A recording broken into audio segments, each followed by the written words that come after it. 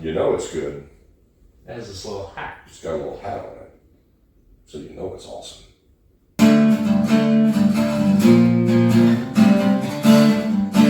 So Washington, known for an awesome beer scene. That's right. If you like craft beers.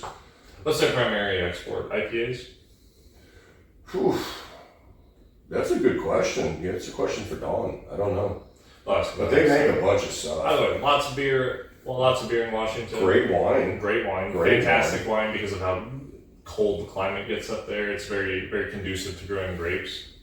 Evidently good whiskey. Yes. Although Woodinville is the only one I know off the top of my head from It's the only Washington distillery that I'm aware of, personally. There's probably some smaller ones out there, but this one has reached the masses. You can find Woodinville in any big box store. Pretty much anywhere. So they have a standard like 90 proof that they do a pot still. Mm-hmm.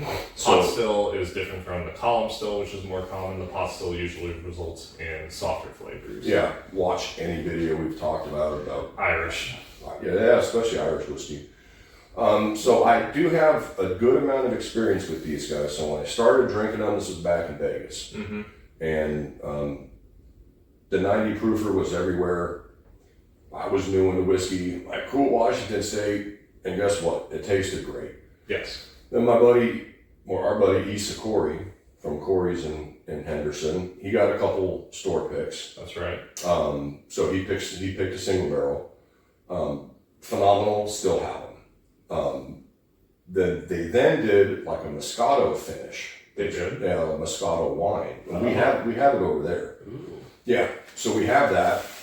So I haven't really touched Woodinville in a while. Years. Yeah, they do a lot of stuff specifically up in Washington. This one happened to be on clearance at the Specs. Yeah. I'll let you know about it. It is their 100 proof offering finished with toasted Applewood staves. Now, what do staves mean? So it means like they take staves are the side panels. Side panels of the barrel. So what they'll do is they'll build. Well, they may not build barrels, but they'll get applewood from Pacific Northwest. That's right. Right, all apple trees basically. Cut them into wooden staves. It depends. They can be, that long. They can be the whole length of the barrel. They can be in spirals, because on a whiskey barrel, depending on the barrel, you've always got pretty much the side, and it's funny, but it's called a bung. Yes, it's the hole that's down here. And the hole's called the bung hole. Yes. So I'm gonna get this out of my system for both of our steaks. Yeah.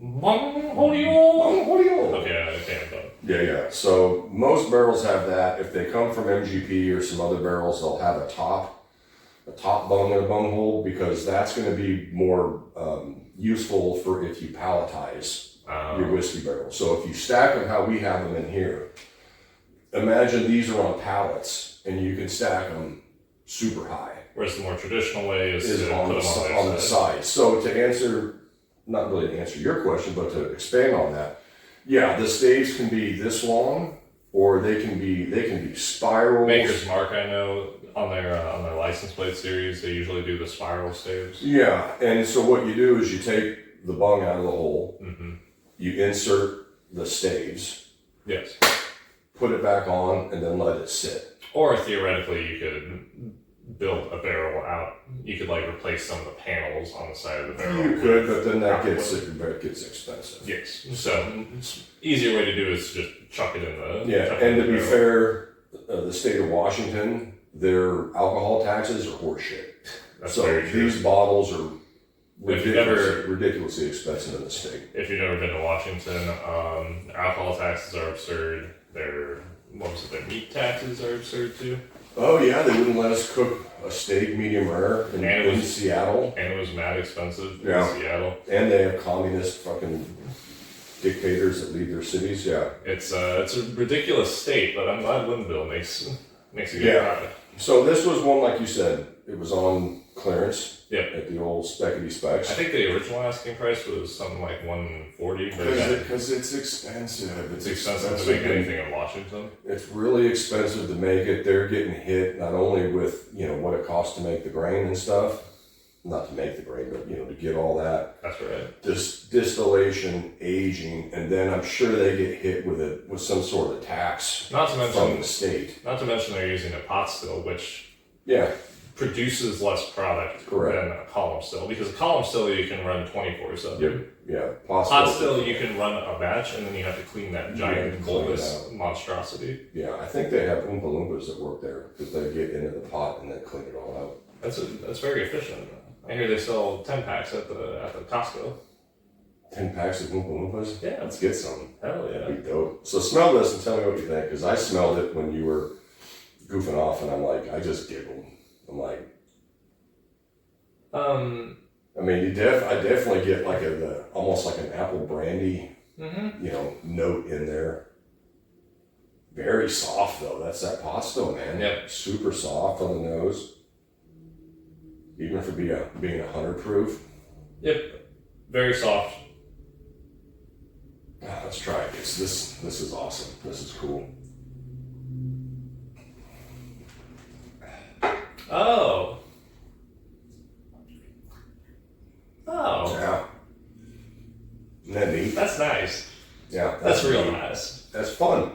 I was worried when we bought this that the Applewood wasn't gonna come through. That's sort of the problem, right? When you deal with, wood staves that, are they selling you, oh, is this going to be real, like, kind of appley forward, or is it going to be almost nothing and just Which, taste like regular bourbon? For those of you just tuning in, has been the criticism levied at Maker's Mark for their Stave finishing series, otherwise known as the license plate series, which we referenced earlier, where in spite of the many cool staves that they purport to have thrown into the barrel, it still ends up tasting like Maker's Mark. I think some of it can stand out. I've tasted Yes. where it's like, The issue with Makers is that they had so many releases that just gets it confusing. gets confusing, and the majority of them don't taste all that different. Yeah, and then you get, from one store pick to another that, one store pick has like 2 staves that are different, and This, you however, want me to spend $100 at each one, and it's like you get them both home and you taste them, and it's like, it tastes the fucking same. doesn't have that problem. No.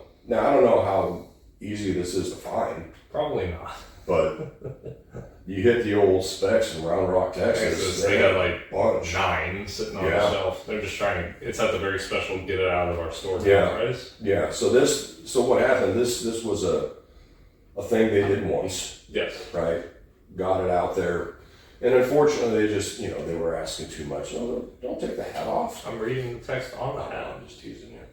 Yeah. Evidently, it was quite well renowned in 2016. Just evidently when this release came out. No shit. Did it come out in 2016? Or maybe that's when it hit the award circuit. This particular release came out in 2020. It's also quoting awards that Woodinville received in earlier years. Okay.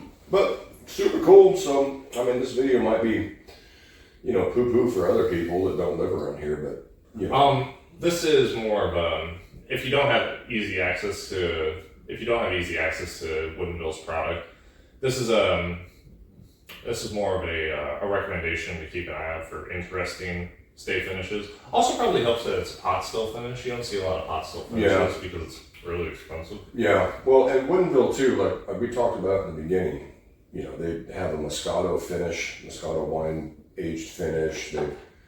I haven't seen a whole bunch of store picks recently. For whatever reason, our buddy Issa, in Vegas, I guess Vegas is closer than. And he was I think he himself was, and his staff were big fans of Woodinville. But this smells delightful, man. It's soft, but still there's that little bit of that appley, almost like what do they call those, caramel apples? But instead of the caramel apple being green, it's red. That's right. Right. Damn, I'm smart sometimes. You're smart most of the time. Just open my mouth and out it comes. Sometimes the words don't come out too fine, but that's all right. Hell yeah. No, I'm glad we got it. This is really good. Very impressed. Let me say this real quick. So, Tell me how it is. if you can't find this particular bottle of Woodinville, I guess that's the point of this video. Yes. Keep your eyes open for, try their 90 proof pot still. I think they make, this might have been years ago. I think they make a port finished. Where would you put Woodinville on the whiskey palate journey? I think it's good for beginners. I did watch, this is a while back, I watched videos of the master distiller up there. Super smart guy. They love their craft. They love what they do. It's a beautiful thing. You love to see it. Unfortunately, they're in a communist state. So, which is why, now the 90 proof stuff isn't crazy expensive. It's like 40 or 50. Yeah, but you start getting into which is on the more expensive side for 90 proof whiskey, but but for Washington. For a craft distillery, because I would consider them craft, because they're not, they don't have a column that they're continuously just pumping booze out of. That's right.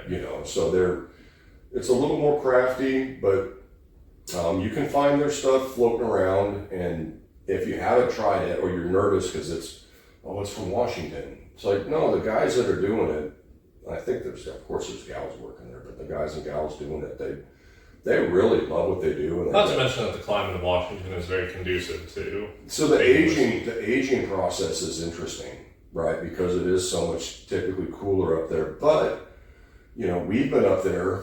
It does get hot and humid in the summertime when it's 99 degrees. So but that's no different than Kentucky or right Indiana. But they get hot. They just don't get hot for as but time. I like the mindset going into it where they're like, we're going to look at this more like an Irish or a Scotch, where we're going to use a pot still. We're going to use American grains. The climate dictates that it's going to take longer to mature anyway. Indeed. So let's just do it like the Irish and the Scottish do. But using American bourbon, corn, rye, malted barley. That's right. You know what I mean? So this is awesome, though. This is cool. Quite good. Very glad it's part of the collection. Hope to see more of Woodinville. I know this has sat on the shelves to the point where it's on markdown at the local spookity spooks. However, maybe if they're making way for new Woodinville product, I'd be pretty stoked about That'd be cool. Like I said, keep your eyes open for some of the stuff they're doing. Yeah, try their standard offering if you have the opportunity, and of course if you can find the port finish is one I don't own, but I've seen this man do a backflip for a good port finish. I would if I could. Probably just break my neck and my fat behind. So luckily my neck broke my fall. But yeah, Woodinville's, I like them. I've always liked them. I've drank many bottles of the 90 proofer, especially when our buddy had it on sale for like $40. I remember that. I think he bought 17 bottles. I bought them until he didn't have any more. Cool, thanks, dude. Because these are actually really good. But yeah. And have sympathy for the distillery being located in a state that hates the production of. Hates everything. Hates the production of anything interesting. Everything. But pot still, American bourbon. Really good. They're doing cool finishing stuff. Yes, the apple note is very crisp in this. Yeah. I like the caramel apple, but a red apple. Caramel apple, but a red apple. Probably like a honey crisp apple because of how bright and... It's bright, but it's sweet. Yes, bright and sweet. Delightful. Yeah. Drink it. If you can find it. Or just buy regular Woodinville. I don't think you'll be disappointed.